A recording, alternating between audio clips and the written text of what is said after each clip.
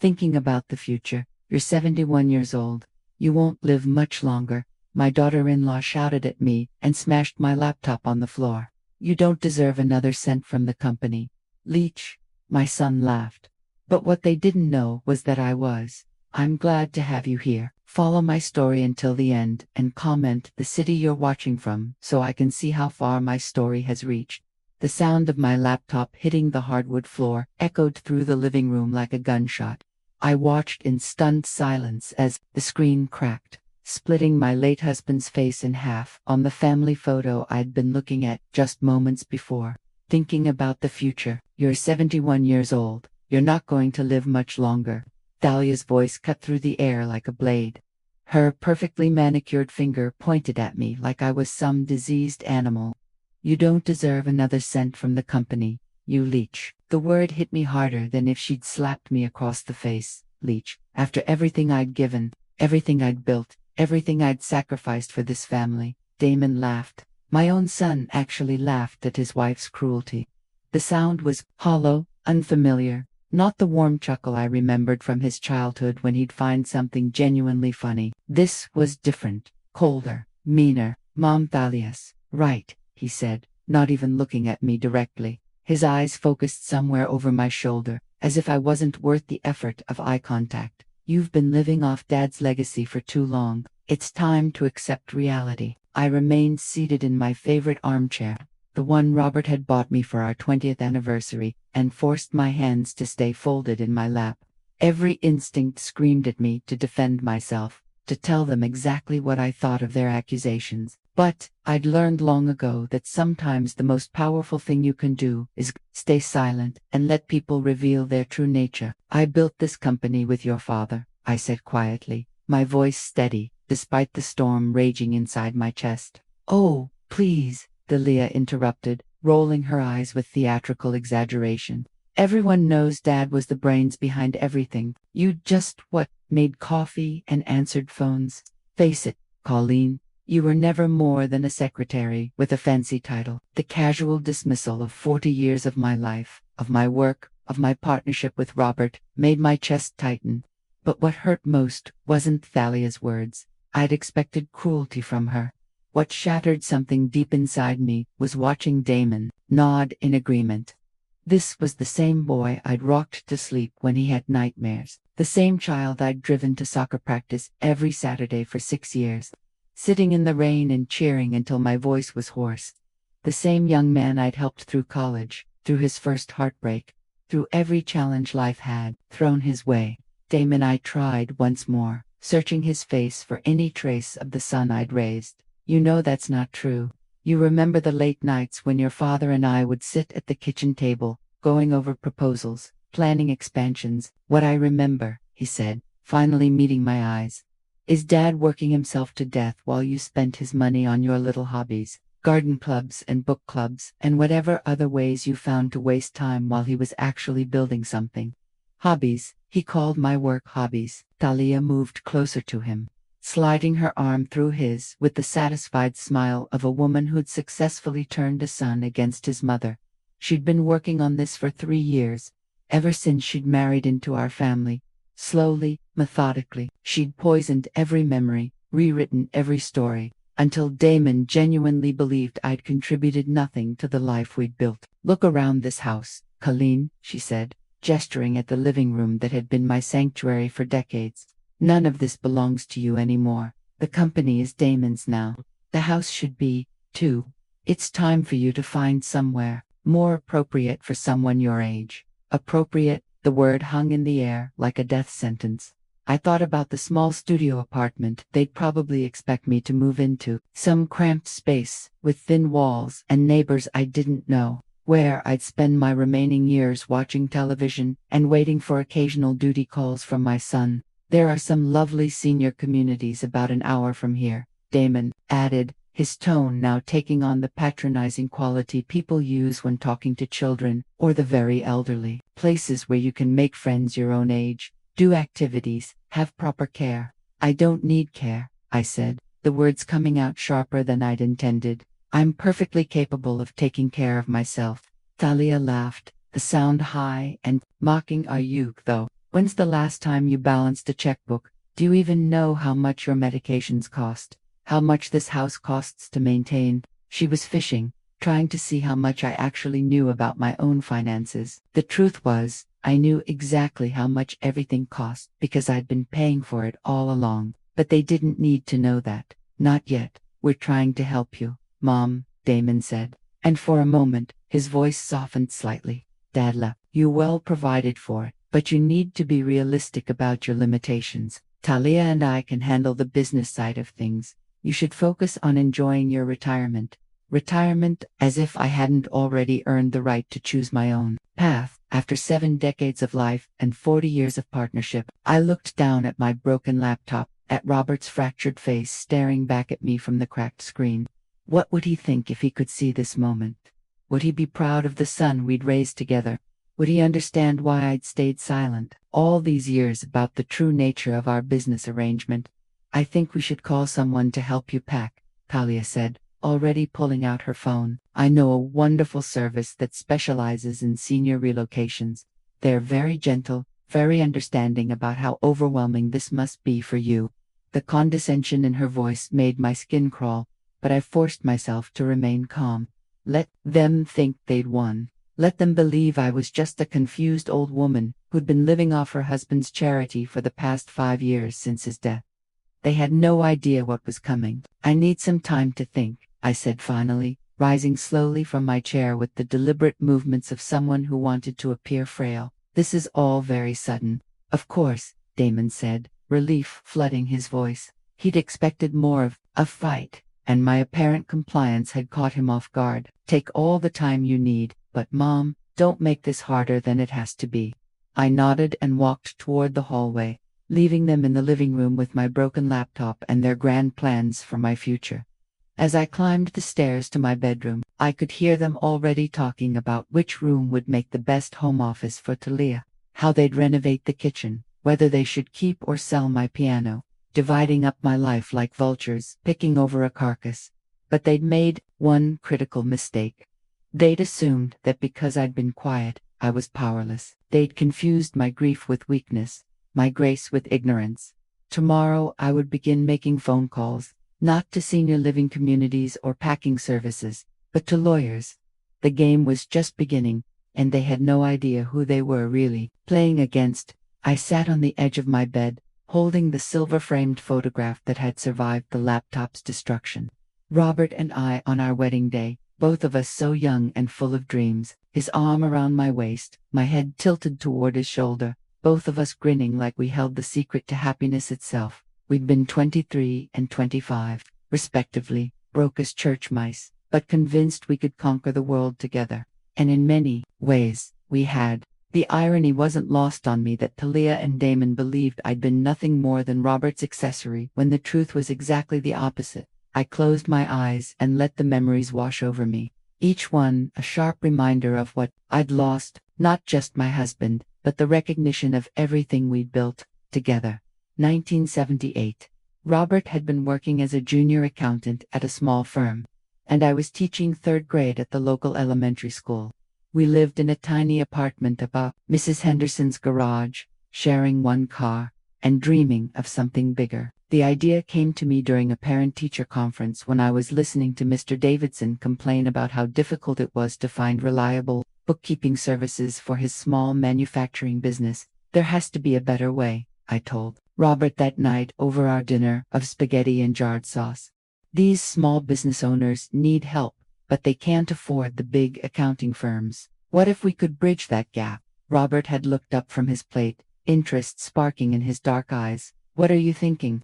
A consulting firm that specializes in small to medium businesses, personal service, reasonable rates, real relationships with clients, instead of just treating them like account numbers. That conversation in our cramped kitchen with its peeling linoleum and ancient refrigerator was the birth of what would become Davidson and Associates, named after the very client whose frustration had inspired the idea. I'd quit my teaching job to work full-time on building our client base. While Robert handled the technical accounting work, I was the one who pitched to potential clients, who understood their needs, who crafted the proposals that won us contract after contract. I was the face of the company in those early days, the one who convinced skeptical business owners to trust their finances to two kids who were barely older than their own children. The first 5 years were brutal, 18-hour days, 7 days a week. We'd take turns sleeping on the office couch when deadlines were tight. I learned to read financial statements the way I'd once read children's books to my students. Carefully, thoroughly, understanding that every detail mattered. By 1985, we'd grown from just the two of us to a team of 12.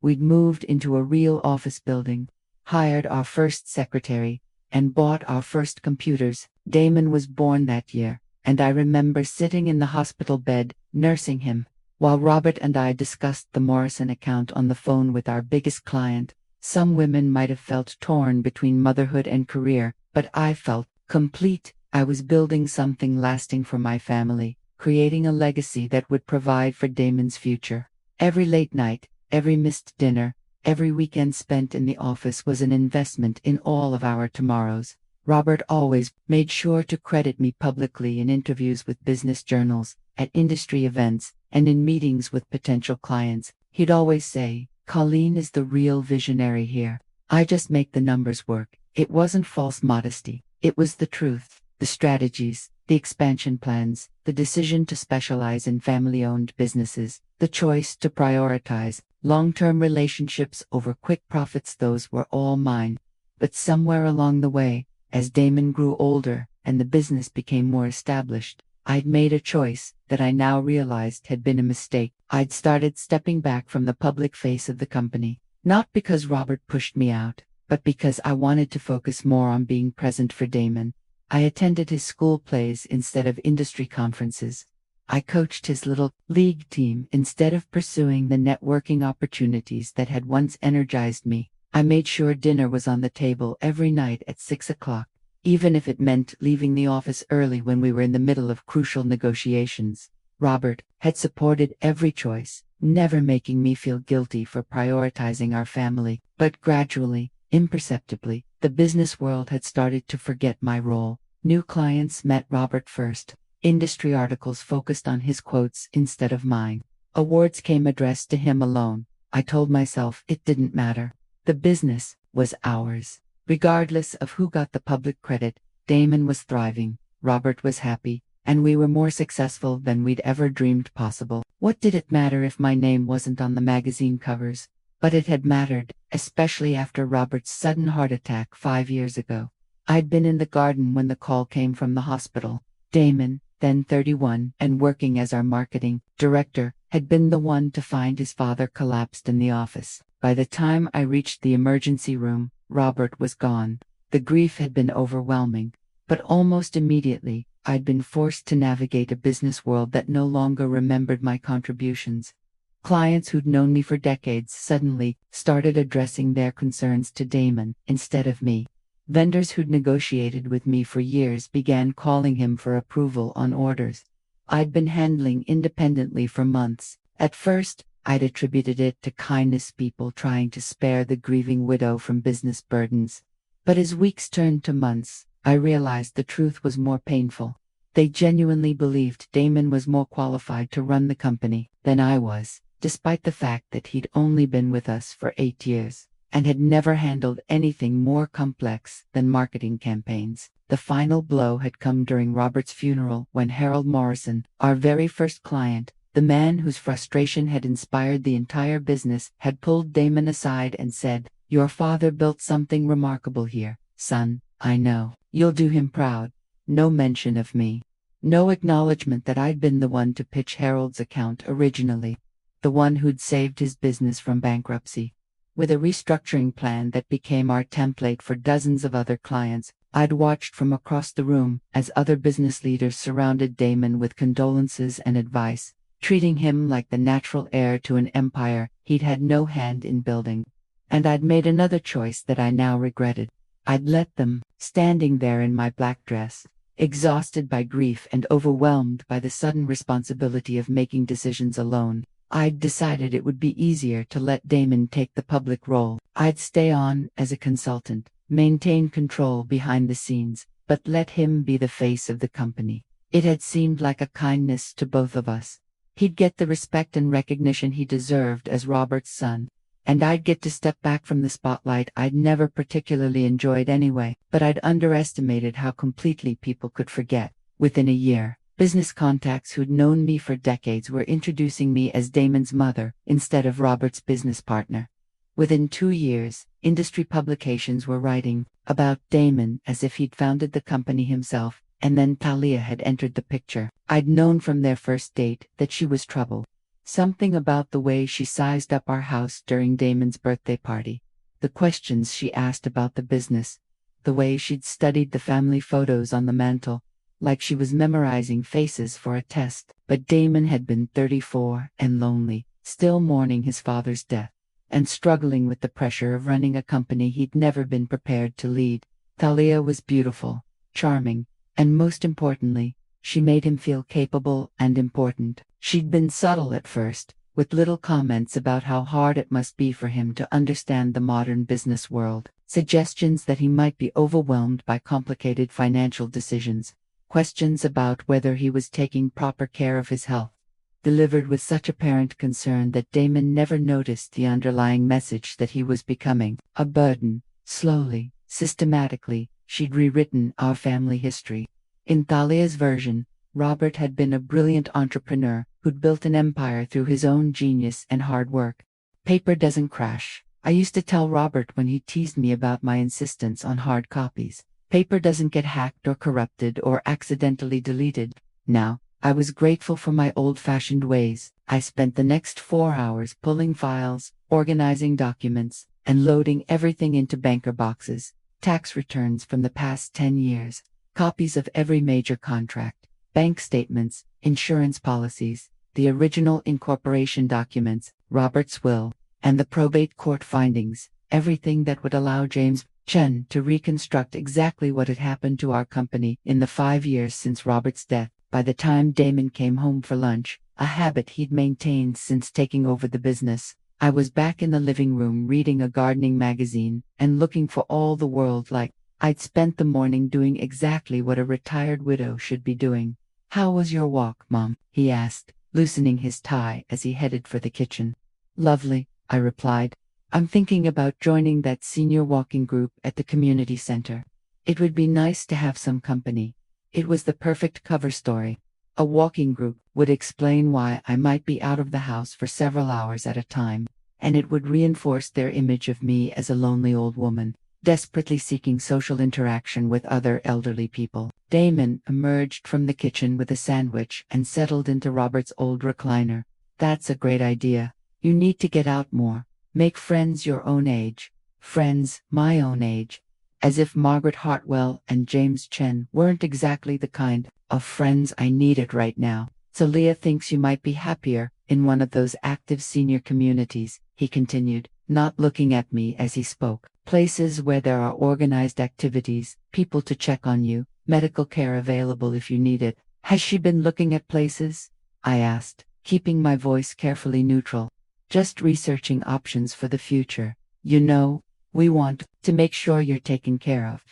The phrase sent a chill down my spine, but I forced myself to smile. "That's very thoughtful of both of you."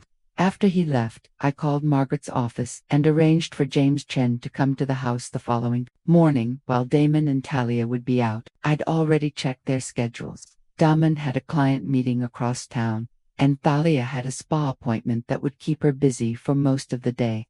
That evening, I sat in my bedroom with the documents I'd retrieved from Robert's study, reviewing everything I'd collected over the years. Stock certificates that proved my ownership, board meeting minutes that showed my active participation in major decisions, financial records that demonstrated my ongoing involvement in the business long after most people assumed I'd stepped back. But it was a folder I'd almost forgotten about that contained the most interesting discovery of the day, a private investigator's report from 2019. 6 months before Damon and Thalia's wedding, I'd hired the investigator after meeting Thalia for the 3rd time and feeling increasingly uneasy about her interest in our family's finances. The report had come back clean. No criminal history, no outstanding debts, no obvious red flags. But there had been one detail that had bothered me at the time. though I dismissed it as unimportant. Talia had been married before, briefly to a much older man who died of a heart attack just 2 years into their marriage. She'd inherited a substantial amount of money, but according to the investigator, she'd lost most of it in bad investments within 3 years. At the time, I told myself it was irrelevant. People made financial mistakes, especially when they were young and grieving. And Damon seemed genuinely happy with her, happier than I'd seen him since his father's death. But now, reading the report again with everything that had happened in the past 24 hours, I found myself wondering about those bad investments. Had they really been mistakes, or had Dahlia learned something from her first experience with inherited wealth, lessons about how to better secure and control family assets the second time around? I made a note to ask James Chen to look into Thalia's financial history as part of his investigation. If she was pushing Damon to gain control of my assets, I wanted to know whether this was a pattern of behavior or just garden variety greed. My phone rang, startling me from my thoughts. The caller ID showed a number I didn't recognize, but when I answered, I heard a familiar voice. "Mrs. Davidson, this is Harold Morrison." Harold, our first client, the man whose complaint about bookkeeping services had started everything. He was 83 now, and his son had taken over most of the business operations, but Harold still called occasionally to check in. "Harold, what a nice surprise," I said, genuinely pleased to hear from him. "How are you?" "I'm fine, Mrs. Davidson, but I'm calling because I'm a little concerned about something. My son was reviewing our contract with your company, and he noticed some changes that were made last year. Significant changes to our service agreement and fee structure." My stomach dropped. "What kind of changes?" "Well, our monthly retainer was increased by 40%. And there are new charges for services that used to be included in our basic package. When my son called to discuss it, your son told him that these were industry standard adjustments that you'd approved." "I'd approved no such thing. Harold Morrison's account was one of our most loyal clients, and their contract had been the same for 15 years. There was no reason to change it, and certainly no reason to increase their fees so dramatically." "Harold, I'm going to look into this and get back to you," I said. "Can you send me a copy of the new contract?" "Of course, Mrs. Davidson. I hope you don't mind me saying this, but the young man who's been handling our account lately, well, he doesn't seem to understand our business the way you and Mr. Davidson always did. It feels very impersonal now." After Harold hung up, I sat staring at my phone, my mind racing. If Damon had unilaterally changed Harold's contract without consulting me, what other decisions had he made? How many other long-term clients had seen their fees increased or their service levels reduced? And more importantly, where was that extra money going? Tomorrow's meeting with James Chen had just become even more urgent. I had a feeling we were going to find more than just questionable business decisions. We were going to find theft. James Chen arrived at exactly 9 o'clock Tuesday morning, carrying a laptop bag and a briefcase that looked like it could withstand a nuclear blast. He was younger than I'd expected, maybe 35, with an earnest face and the kind of methodical manner that inspired confidence. "Mrs. Davidson, thank you for agreeing to meet with me. Margaret Hartwell briefed me on your situation, and I want to assure you that everything we discuss will remain completely confidential." I led him to Robert's study, where I'd arranged the boxes of documents on the conference table we'd used for client meetings back when we still worked from home. James took one look at the organized stacks and smiled. "You've done excellent work preserving these records. Most people don't realize how important proper documentation is until they need it. My husband used to say that good record keeping was the foundation of any successful business." I replied, "I just never imagined I'd need these records to prove ownership of my own company." James spent the next 3 hours going through everything with the thoroughness of a forensic scientist. He photographed documents, made notes on his laptop, and occasionally asked questions that revealed just how much he understood about business operations. "Mrs. Davidson, I'm seeing some concerning patterns here," he said, finally looking up from a stack of bank statements. "Your son has been signing contracts and making financial commitments that go well beyond normal operational decisions, such as..." James pulled out several documents and arranged them on the table like evidence in a court case. "He's taken out a business line of credit for $300,000. He's entered into a 5-year lease on new office space that costs twice what you are paying for the old location, and he's hired 6 new employees without any documentation of board approval. My chest tightened. How much have the company's expenses increased since my husband's death? Approximately 60%, while revenue has only grown by about 15%. The profit margins have shrunk dramatically. I thought about Thalia's designer clothes, her expensive car, the European vacation. Where is the money going? That's what I need more time to determine. Some of it is legitimate business expenses. The new office, the additional staff, upgraded equipment, but there are also significant expenditures that I can't easily categorize. Large cash withdrawals, payments to consulting firms. I can't find any record of transfers to accounts that don't appear to be business-related. James turned his laptop screen toward me, showing a spreadsheet that made my stomach churn. Red numbers, declining balances, a trajectory that was clearly unsustainable. Mrs. Davidson, if these trends continue, Davidson and Associates will be insolvent within 18 months. Maybe sooner, if you factor in the debt obligations your son has created. I stared at the numbers, feeling 45 years of work and sacrifice dissolving before my eyes. Can you trace where the questionable payments went? I asked. I can try, but I'll need access to more detailed bank records. And that might require a subpoena if your son doesn't cooperate voluntarily. There's another issue we need to discuss, though. James pulled out another folder. I've been researching your daughter-in-law's financial history as you requested. She has a pattern of financial relationships with older wealthy men. Her first husband was 68 when they married. She was 26. He died 2 years later and left her everything. But she burned through a $2 million inheritance in less than 4 years. Expensive lifestyle, some questionable investment schemes, and what appears to have been a series of very generous loans to friends and business associates that were never repaid. By the time she met your son, she was essentially broke, but very skilled at maintaining the appearance of wealth. The pieces were starting to fall into place. Talia hadn't married Damon for love.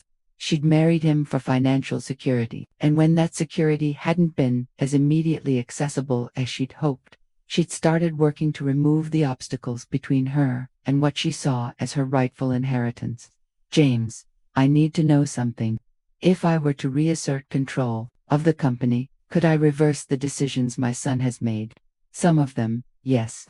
Others might be more complicated, especially if they involve contracts with third parties who entered into those agreements in good faith. But Mrs. Davidson, if you're planning to take back control, you need to do it soon.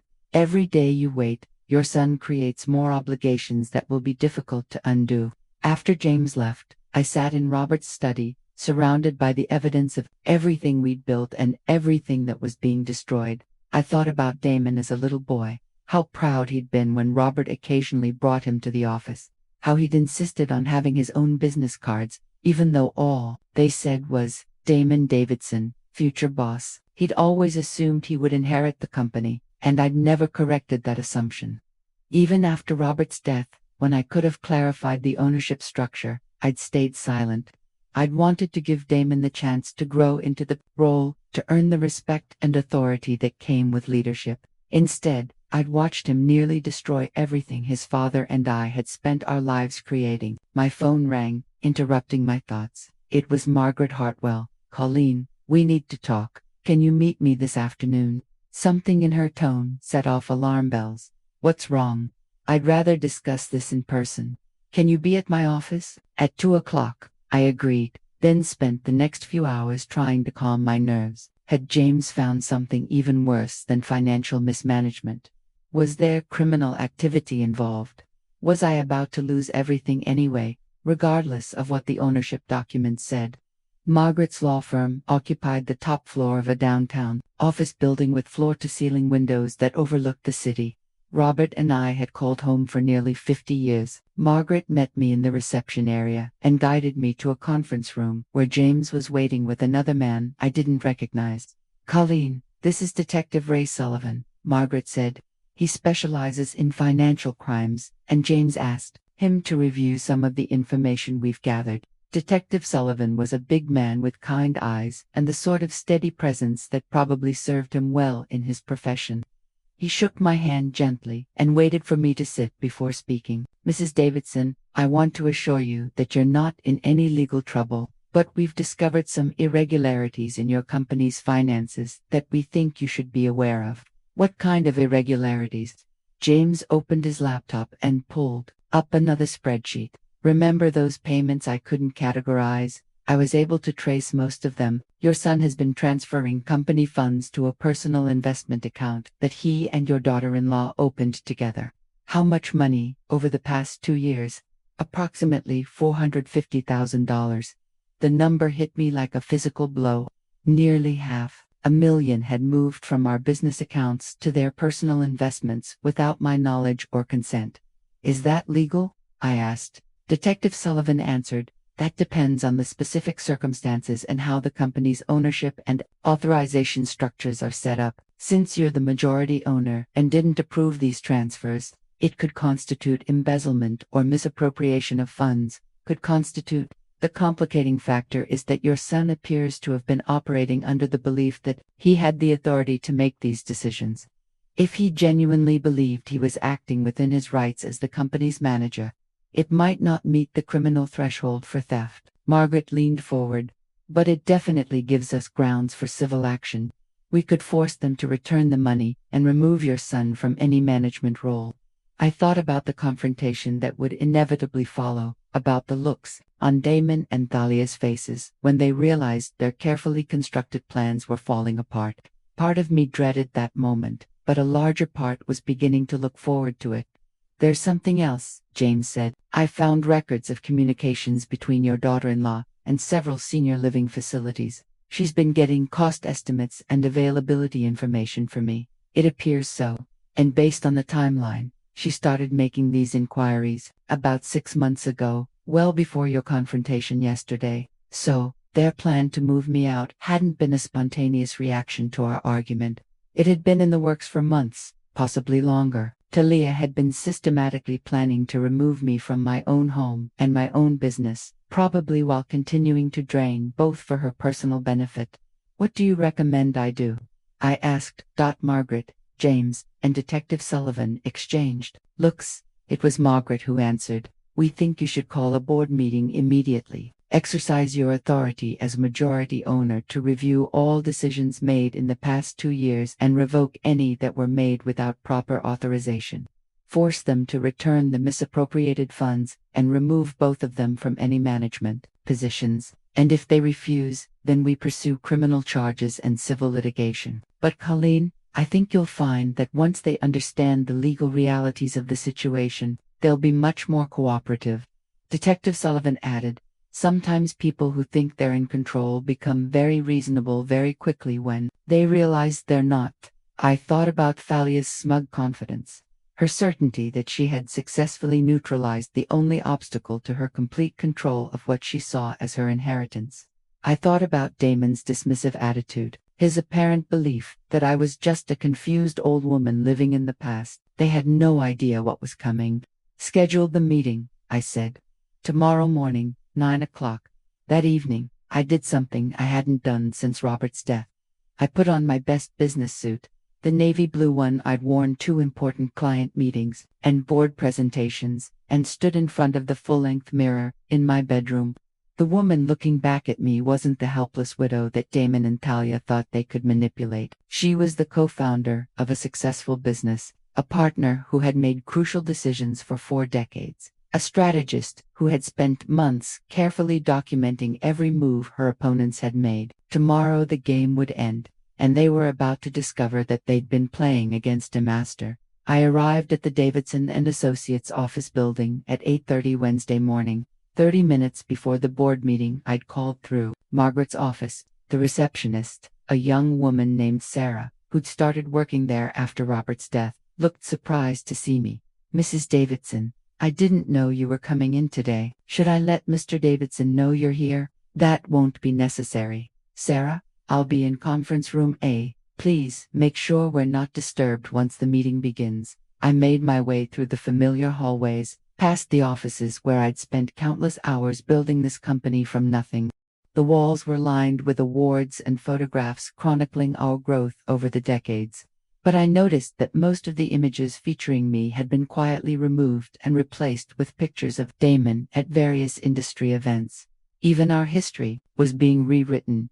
Conference Room A was our largest meeting space, with a polished oak table that could seat 12 and floor-to-ceiling windows overlooking the city. I'd chosen this room deliberately. It was where we'd held every major board meeting since 1985, where Robert and I had made the decisions that shaped our company's future. Today, it would be where I reclaimed control. Margaret arrived first, carrying a briefcase and a banker's box filled with documents.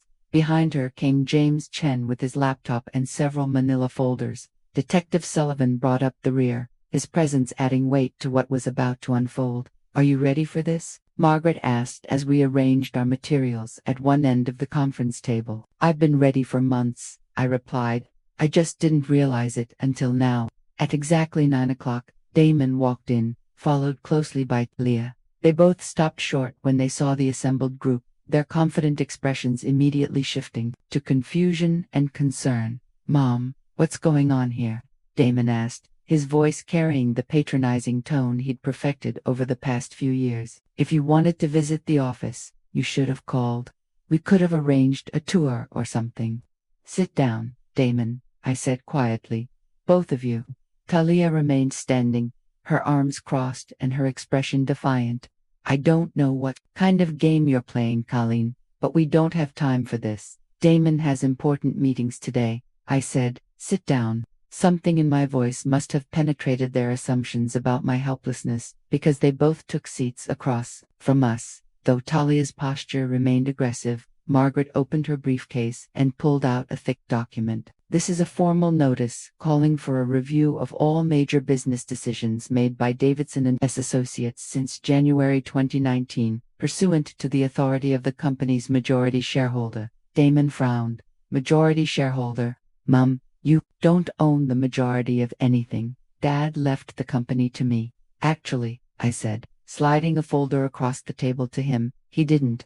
Damon opened the folder and began reading. I watched his face change as he absorbed the contents: the original incorporation documents, the stock certificates, the will provisions that clearly stated Robert's shares would transfer to me upon his death, not to Damon. "This doesn't make sense," he said, his voice rising slightly. "I've been running this company for 5 years. I've been making all the decisions, signing all the contracts without authorization." Margaret interrupted, "Which brings us to the purpose of today's meeting." James opened his laptop and turned the screen toward Damon and Thalia. "Over the past 2 years, you've transferred approximately $450,000 from company accounts to personal investment funds. You've committed the company to debt obligations totaling over $600,000. You've entered into contracts and made expenditures that have reduced the company's profitability by nearly 40%. Thalia's face had gone pale, but her voice remained steady. "Those were legitimate business expenses and strategic investments. Damon has been growing the company into insolvency," James continued. "At the current rate of expenditure and debt service, Davidson and Associates will be bankrupt within 18 months. Detective Sullivan spoke for the first time. "Mr. Davidson, Mrs. Davidson, we need to discuss the personal transfers. Moving company funds to personal accounts without proper authorization constitutes financial misconduct, possibly rising to the level of criminal charges." The color drained from Damon's face. "Criminal charges? But I believed I had the authority." "Based on what?" Margaret asked. "Did your mother ever sign documents transferring ownership to you? Did she ever formally resign from the board or relinquish her voting rights?" Damon looked at me, and for the first time in years, I saw uncertainty in his eyes instead of dismissive confidence. "Mom, you said I could handle things. After Dad died, you said you wanted me to take over." "I said I wanted you to learn the business," I corrected. "I said I wanted you to take on more responsibility. I never said I was giving you ownership or unlimited authority to make unilateral decisions." Thalia's composure finally cracked. "This is ridiculous. You can't just waltz in here after years of doing nothing and pretend you're still relevant." Everyone knows Damon built this company's recent success. What success? I asked. James, please show them the financial projections. James turned his laptop screen again, displaying charts and graphs that painted a clear picture of decline. Revenue is down 12% from 5 years ago, when adjusted for inflation. Client retention has dropped to 78%, the lowest in the company's history. Profit margins have shrunk from 32% to 18%. But our office is bigger, Damon protested. We have more employees, better equipment, all of which costs money, without generating proportional returns. I said, you've been spending on appearances while losing the substance of what made this company successful. I opened another folder and pulled out Harold Morrison's contract. Harold Morrison was our first client, Damon. He's been with us for 45 years. Last year, you increased his fees by 40% and reduced his service level without consulting me or even informing me. Why? Damon glanced at Talia before answering. We needed to modernize our pricing structure. Some of our older clients were paying below market rates. Harold Morrison's loyalty helped us survive our first recession. His referrals brought us a dozen other clients. His trust in our company when we were just two kids with big dreams gave us the credibility we needed to grow. And you repaid that loyalty by treating him like just another account to squeeze for more profit. Talia stood up abruptly. Enough of this sentimental nonsense. Business is business. If you can't understand that, then maybe you really are too old to be involved in company decisions. The silence that followed was deafening. Even Damon looked shocked by his wife's blatant disrespect. I stood up slowly, my eyes never leaving Thalia's face. You're right about one thing. Business is business, and this business belongs to me. I nodded to Margaret, who pulled out another set of documents. These are the Articles of Incorporation, updated to reflect current ownership. Colleen Davidson holds 68% of all outstanding shares. The remaining 32% are held in trust for potential future distribution at Mrs. Davidson's discretion. 68%, Damon whispered. Your father and I owned the company equally, I explained. When he died, his shares transferred to me, giving me controlling interest. I allowed you to operate as if you had authority because I wanted to see if you could grow into the role. Instead, you've nearly destroyed everything we built. Talia's hands were shaking now, but her voice remained defiant. You can't prove any wrongdoing. Damon was acting in good faith. We can prove that you've been planning to remove Mrs. Davidson from her home and her company for at least 6 months, Detective Sullivan said. We have records of your communications with senior living facilities, correspondence with real estate agents about selling the family home, and evidence that you've been systematically isolating her from business operations. We also have documentation of the investment account where you've been depositing company funds, James added. An account that was opened in both your names, not in the company's name. I watched as the reality of their situation finally sank in. Talia's carefully constructed plan was unraveling, and Damon was beginning to understand how completely he'd been manipulated. Mom, Damon said quietly, I never meant for any of this to happen. I thought I was doing what was best for the company. What was best for Talia, you mean? I replied. When did you stop thinking for yourself, Damon? When did you stop being the son I raised and become her puppet? Thalia's face twisted with rage. Don't you dare blame me for his decisions. Damon is a grown man who transferred nearly $500,000 to accounts controlled by his wife, Margaret interrupted, who signed contracts committing the company to debt obligations that benefit no one except the two of you, who allowed his mother's life's work to be gutted while he played executive. The transfers will be reversed, Detective Sullivan said. The question is whether this happens voluntarily or through criminal prosecution. Damon looked at Thalia, then back at me. What do you want us to do? I want you to return every penny you took from this company, I said. I want you to resign from all positions immediately, and I want you both out of my house by the end of the week. And if we refuse? Thalia asked. I smiled for the first time since the meeting began. It wasn't a warm smile. Then, Detective Sullivan will arrest you for embezzlement, and I'll pursue civil action for the full amount of damages, plus interest and legal fees. I'll also contest the prenuptial agreement you signed, since it was based on fraudulent representations about Damon's assets and authority. Thalia's face went white. She hadn't expected me to know about the prenuptial agreement, much less to challenge it. You can't do this to your own son, she whispered. I'm not doing anything to my son, I replied. I'm saving him from a woman who's been using him to steal from his own family. The meeting ended with signed agreements for the return of funds and formal resignations from all company positions. Damon said nothing as he signed the documents, his face a mask of shame and confusion. As they prepared to leave, he turned back to me one last time. Mom, I'm sorry. I really thought I knew what you thought, I said. The question is whether you'll learn from this, or whether you'll keep letting other people think for you. After they left, I sat alone in the conference room where I'd made so many important decisions over the years. The late morning sun streamed through the windows, illuminating the documents scattered across the table. Evidence of betrayal, proof of recovery, and the foundation for a new beginning. For the first time in 5 years, I felt like myself again.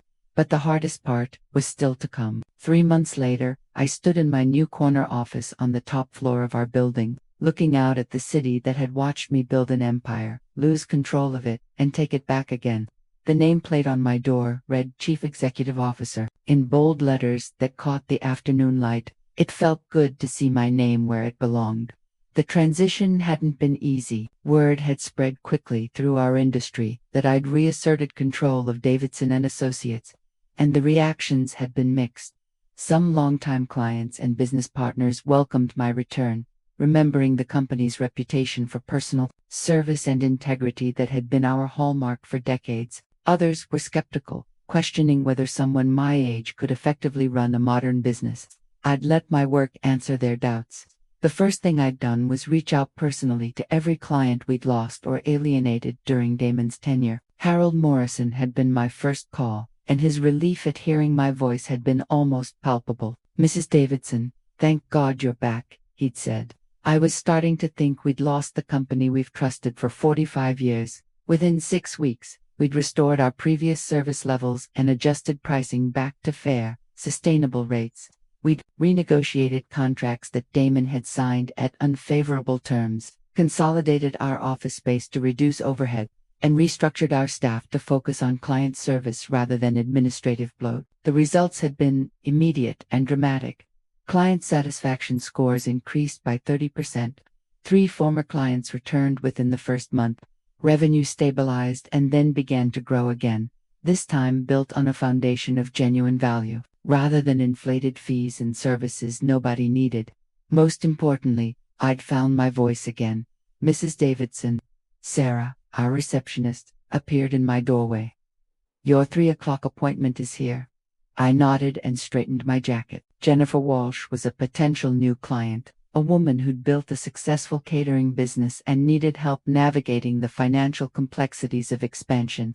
She was exactly the kind of entrepreneur Robert and I had always loved working with, passionate, hardworking, and focused on serving her community rather than just maximizing profits. Send her in, please. Jennifer Walsh was younger than I'd expected, maybe 35, with the kind of nervous energy that comes from managing every aspect of a growing business. She shook my hand firmly and looked me directly in the eye. I appreciated immediately. Mrs. Davidson, thank you for agreeing to meet with me. I've heard wonderful things about your company's approach to working with small businesses. Please call me Colleen. And I have to admit, I'm curious about what you've heard. Our reputation has been evolving recently. Jennifer smiled. I talked to Harold Morrison. He said you were the reason his business survived the recession in 2008, and that you personally saved his company again just this year by restoring the kind of service that had made you partners for decades. Partners. Harold had used exactly the right word to describe our relationship with clients, and it warmed my heart to know he understood that distinction. We spent an hour discussing Jennifer's business goals, her challenges, and her vision for the future. By the end of our conversation, I knew we'd found another client who shared our values and our commitment to building something lasting rather than just profitable. After Jennifer left, I walked through the office, checking in with our staff, and reviewing the day's progress. We were leaner now than we'd been under Damon's management, but more focused. Every person on our team understood their role and felt valued for their contributions. It was 5:30 when I finally returned to my office to gather my things. The building was quiet, most of our employees having left for the day, but I'd always enjoyed these peaceful evening moments when I could reflect on what we'd accomplished and plan for tomorrow's challenges. My phone rang as I was packing my briefcase. The caller ID showed a number I'd hoped never to see again, but I answered anyway. "Hello, Thalia Colleen." Her voice was strained, lacking the confident arrogance that had once characterized every interaction. "I need to talk to you." "About what?" "About Damon. About our marriage. About everything that's happened." I settled back into my chair. "I'm listening." There was a long pause before she spoke again. "He left me 2 weeks ago, filed for divorce, and moved out of the apartment we'd been renting since you evicted us from the house." I felt a complex mix of emotions, satisfaction that my son had finally seen through her manipulation, but also sadness that it had taken so long and cost so much. "I'm sorry to hear that," I said, and meant it. I'd never wished for Damon's marriage to fail, only for him to see clearly what kind of person he'd married. "No, you're not," Thalia said, "but without venom, you're probably relieved, and you have every right to be." The admission surprised me. In 3 years, I'd never heard Thalia acknowledge fault or showed genuine remorse for anything. "He found out about Marcus," she continued. "Marcus, my first husband's business partner. I've been seeing him again for the past year. Damon caught us together and everything came out about the money I'd taken from Marcus after he died, about how I'd planned to do the same thing with your family's wealth." I closed my eyes, feeling tired and sad for all of us. "Why are you telling me this?" "Because I want you to know that Damon never knew about any of it.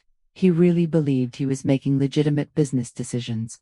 He really thought he was protecting your future by planning to move you somewhere with better care. He was naive and easily manipulated, but he wasn't malicious." It was more than I'd expected from Thalia, and probably more honesty than she'd shown anyone in years. "He asked me to call you," she added. "He wants to see you, but he's ashamed of what happened. He doesn't think you'll forgive him. What do you think?" Another long pause. "I think you're a better person than I am. I think if anyone can find a way past this, it's you." After Thalia hung up, I sat in my office as darkness fell over the city, thinking about forgiveness and family and the price of second chances. Damon had hurt me deeply, had dismissed my contributions, and disrespected my judgment, but he was still my son. And Thalia was right about one thing. He'd been manipulated by someone far more calculating than he'd ever been. The next evening, I was in my garden when I heard a car pull into the driveway. I looked up from the tomato plants I'd been tending to see a familiar figure walking hesitantly toward me. Damon looked older than he had just 3 months ago, thinner, more serious, with the kind of gravity that comes from having your entire world reorganized around uncomfortable truths. "Hi, Mom." "Hello, Damon." He stopped at the edge of the garden, his hands shoved deep in his pockets. "Can we talk?" I set down my gardening tools and gestured toward the patio furniture where Robert and I used to sit in the evenings, planning our future and sharing our dreams. Damon took the chair that had been his father's, and I noticed he seemed uncomfortable, claiming even that small space. "Thalia told me she called you," he said. "She did. I asked her to. I wanted you to know that I never intended to hurt you, or the company. I thought I was doing the right thing." I studied his face, looking for signs of the confident, dismissive man who'd laughed at his wife's cruelty just months before. That person seemed to have disappeared, replaced by someone who looked genuinely remorseful and profoundly lost. "What do you intend to do now?" I asked. "I don't know. I'm staying with a friend while the divorce goes through. I've been applying for jobs, but it's complicated. Most accounting firms know what happened, and they're not interested in hiring someone who mismanaged his own family's business." "And what have you learned from all this?"